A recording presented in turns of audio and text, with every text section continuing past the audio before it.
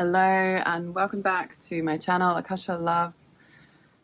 In this channel we talk about self-love, self-respect, self-honor, building a healthy relationship with yourself, and then all overflowing that into your relationships with others.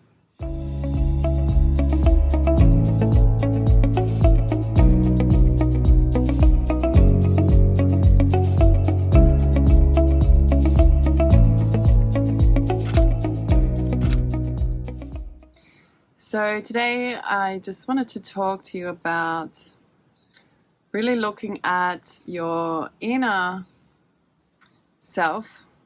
In yoga, this process is called Pratyahara. So going inside, looking at your inner self and really looking at the inner space which you bring to the outer world, to the relationship, to the relational space.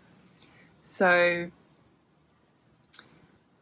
if you notice, for example, when you go inwards and you look at how you're really feeling on the inside, and this might be just how you're feeling recently in the last few years, or it might be a persistent feeling that you've had maybe for your whole life somehow. So check in with yourself, and if you find that there is some really deep inner sadness within you, really deep inner loneliness that has perhaps never really felt fully met, either by yourself or by anyone else, you may then find that because of this really deep inner sadness or deep aloneness, lonely feeling, that will manifest in your external relationships as a kind of a grabbing energy, grabbing energy. So instead of coming from a place of fullness, of connectedness with your inner self, of self-acceptance, of accepting of all of your feelings, including sadness, including grief, including loneliness, and also other feelings. So having yourself filled up, if you like. So not only do you have this sadness or this loneliness, you also have happiness, you also have love for yourself, you also have joy in there. Yeah, you have feelings that are coming and going, not only one persistent underlying feeling. So if you do have something like a persistent underlying feeling, then you might really find that based on that persistent underlying feeling, that you bring a kind of a grabbing energy into your intimate relationships.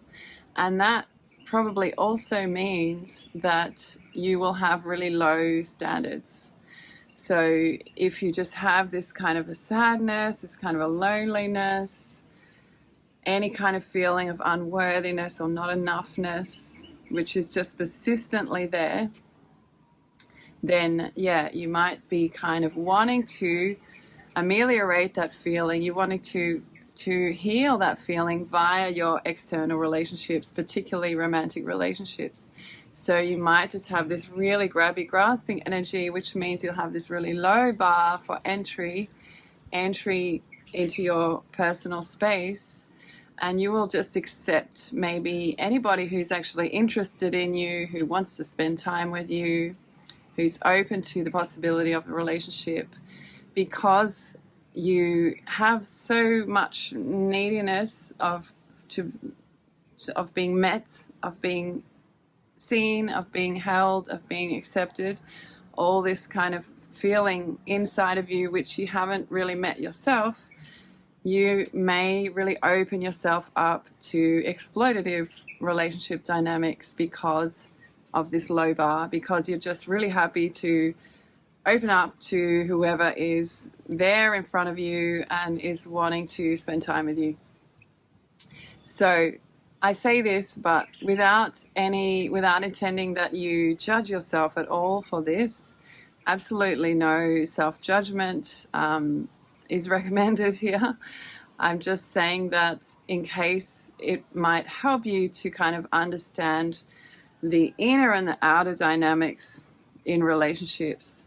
So no self-judgment, but awareness. So if you are able to come to an awareness of this kind of an inner feeling of really neediness, or really loneliness, or really lack of love, which is persistent. Yeah, I'm not talking about one day where you're feeling sad and alone. I'm talking about a persistent feeling. If you do have that kind of persistent feeling there, then that will very likely have quite a negative impact on your relational space, on how you show up in relationships.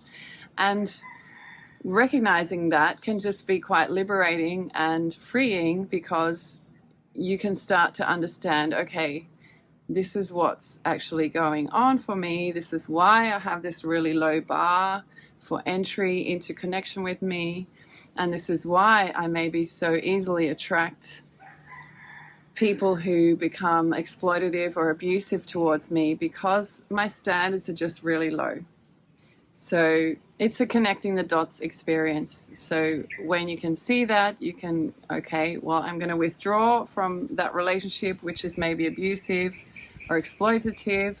I'll withdraw from that. I'll bring my energy back to me, and I will start to pay attention to that probably inner child who perhaps has been there suffering, feeling sad and alone your whole life, maybe. So that's the work. If you find yourself, if this kind of applies to you. So you go back to your inner self, your inner child, and you do this work of going inwards, what in yoga we call Pratyahara, really tuning all of your loving energy and your care and your beautiful emotions that you give so easily to others, turning all that back in on yourself, being with yourself, and really, let's say, holding that inner child that maybe feels sad, maybe feels unseen, maybe feels not held, not loved, maybe feels really lonely since forever, being with that child, inner child. And slowly, slowly, as you develop that relationship with your inner child, you will start over time just to feel more safe in your own self, in your own body, in your own life, more held by yourself, more taken care of by yourself. And this takes time, of course. It's not like a 1 day or a 2 day or a 1 week or a 2 week process. It might take some years. And you might also want to seek out help from other people, so therapists or communities or retreats or ashrams or these kind of places, which are places that hold you if you are doing this really deep inner work. But over time, as you do it, you build up a stronger sense of yourself, a stronger relationship with yourself, a more loving, caring, protective relationship with that inner child. And slowly, slowly, you will start to see that you raise the bar for entry into your life in terms of friendships, in terms of also intimate relationships.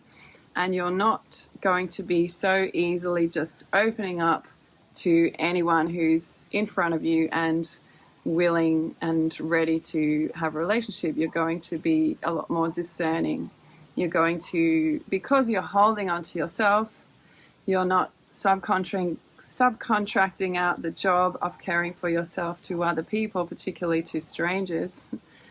Then you won't so easily jump in to anything with anybody, because you're not needing that person to meet those needs. You're meeting those needs yourself, you're taking care of yourself, and you view possible relationships with others as just a bonus, yeah. So as a bonus and a way to enhance your life, a way to enrich your life, a way to bring more love into your life and more joy and more connection, not a way to basically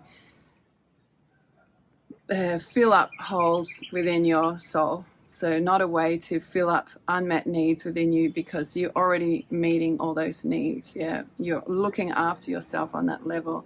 So relationship becomes then a way to share and to uplift and to enrich, rather than a way to kind of bandage over wounds, let's say.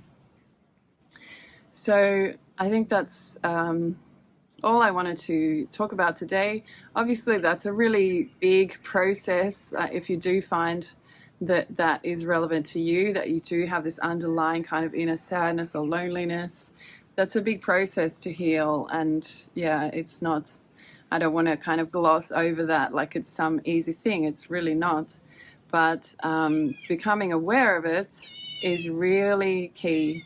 It's the first step to really, really deep healing, and then the next step is you will be able to build really positive, loving, uplifting relationships because you've got yourself, you're holding yourself, you're being with yourself, and you're not asking other people to plug all of those holes within your soul and to fill and to heal those wounds. And then from that space, you can and you will be able to create really strong and positive, healthy, loving relationships because, as I said, you will have a much higher bar for entry. People will really have to show you that they have something really worthwhile and valuable to offer you, and that you're a good match because your values match up, align, you're walking a similar path in life, and they are also taking care of their own inner child on a daily basis, and they're also not subcontracting that job out to you or to anyone else. So you're basically more likely, much more likely, to be able to create solid, stable, healthy, loving relationships, which are, as I talked about in the previous video, equal, mutual, and reciprocal. You can only create those kind of relationships with somebody that is doing this inner work with themselves, because they basically know that they cannot be also grasping out and expect to create a healthy and happy relationship from that space. So that's, I think, what I wanted to share with you today. Something to think about, and something to consider. And yeah, feel free to leave your comments below this video. Also, please subscribe if you're interested in more of this kind of content. Like this video. This will help me to spread this channel out to more people. And I'll also put my website here. I'm available for one-on-one sessions. If you'd like, feel free to reach out to me there on my website. So thank you for watching. I hope that was helpful. I look forward to hearing from you, and I will be talking to you in the next video. Much blessings and love from here in Bali.